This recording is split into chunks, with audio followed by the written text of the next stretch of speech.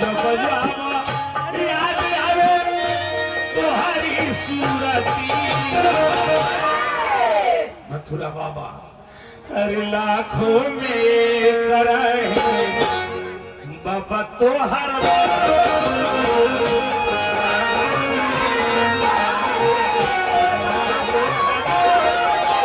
लाखों में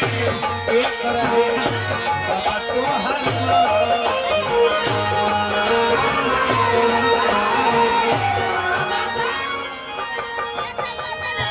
जब जावा याद आवे जब जावा याद आवे तो हरी सूरतिया वो बाबा के नाम पर बच्चा का देखला नहीं है जावा याद आवे तो हरी सूरतिया प्रमोद भैया धान से केहू के पेट लिखे भरो राम जी भैया जेकरा रमसा दियाला में घर बा सोचता जे एगो दानापुर में हो जाई जेकरा दानापुर बा सोचता जे पटना हो जाई जेकरा पटना बा सोचता जे दिल्ली हो जाई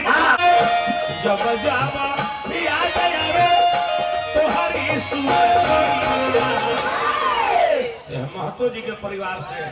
महतो जी के मिलल पुरस्कार बार बार हार्दिक हार्दिक स्वागत है जाति बाटता रहे छतरी के 6 बुद्धि बाभन के 12 और के कई पटक के मार मामूरी भाई बड़ा तो महापाता बाबा तो हर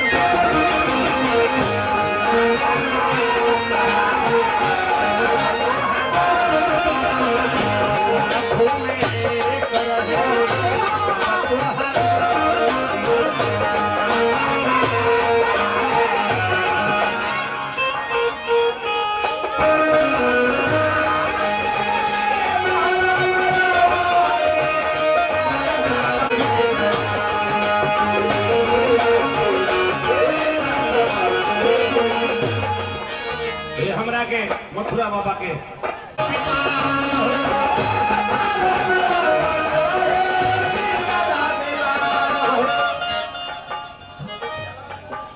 मिथिलेश राय पानापुर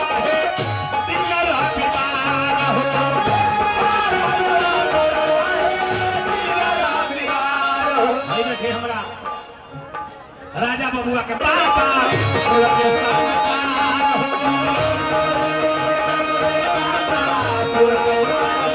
राजेश महतो जी के माध्यम से ही हमरा के देखी 1000 रुपया दलबने पुरस्कार रता 72 जे घी गिरे तदाली में गोबर पना तो रोज तक घीवा दलिया में गिरते बा ए बड़ा घीवा कर दुनिया में महतो लाखों में करे बाबा तो हर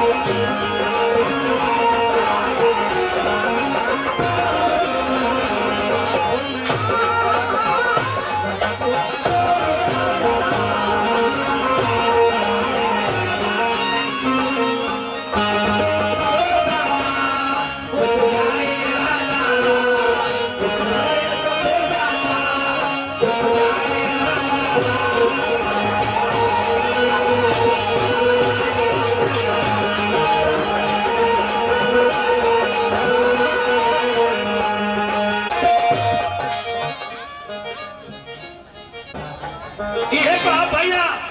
वंश में